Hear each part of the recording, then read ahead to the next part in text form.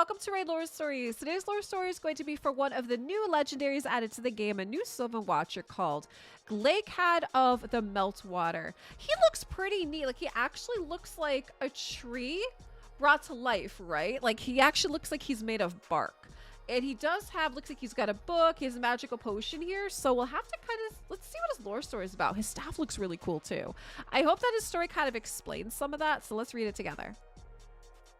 The Cloudspire Mountains are capped with massive glaciers and snowfields. As temperatures rise in the spring and summer, they partially melt and water flows through otherwise dry river beds. Trickling down year after year, wearing grooves in the rock and soil, these meltwater streams provide clean, crisp water for both people and animals, creating unique seasonal ecologies. When herders and loggers traverse the slopes near the mistwood pause to sip from the crystal clear flow, they often give thanks to the Fey Lord Glaicad of the Meltwater, Prince of the Thaw.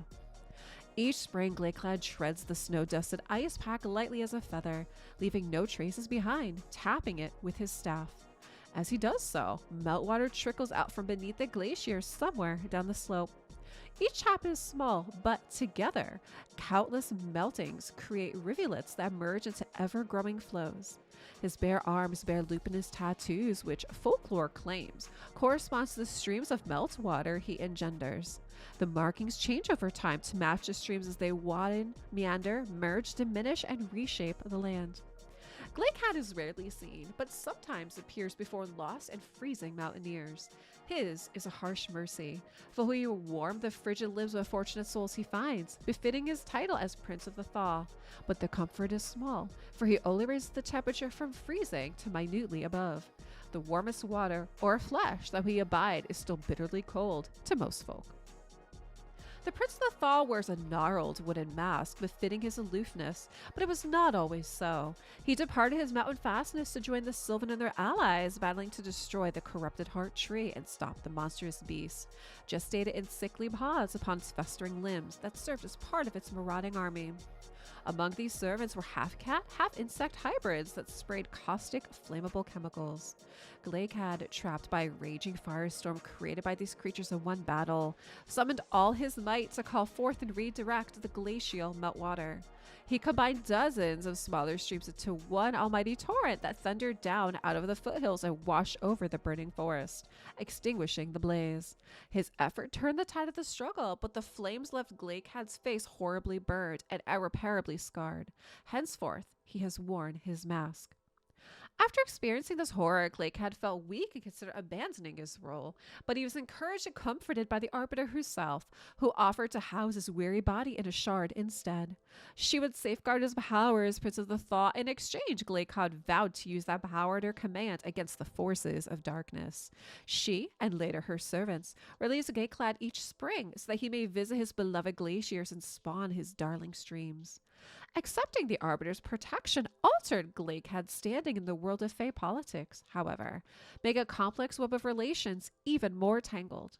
His chief rival had always been the Duchess of Rushing Water, who sought to usurp his dominion over the meltwater streams that she saw as her domain.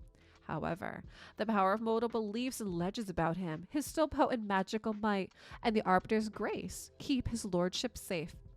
Were he to have remained in this shard for too long and neglect his status, the Duchess could have succeeded. She mocked Glaicad as a coward and a weakling for placing himself under the Arbiter's wing. Glaicad also carefully watches the Fae known as Aostra Dreamsong, who represents the cycle of spring and its warming, fertile nature. The specificity of Glaicad's domain keeps him safely distinct from Aostrid, as did Aostra's lack of interest in accumulating power among the Fae.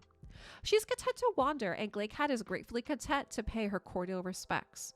He believes that if she were to take the grand game more seriously, she would seek to make him her vassal by declaring the melting of ice and snow a subset of spring. Crowd in the Blue was once a frequent visitor to the icy blue hearts of Glaicad's glaciers.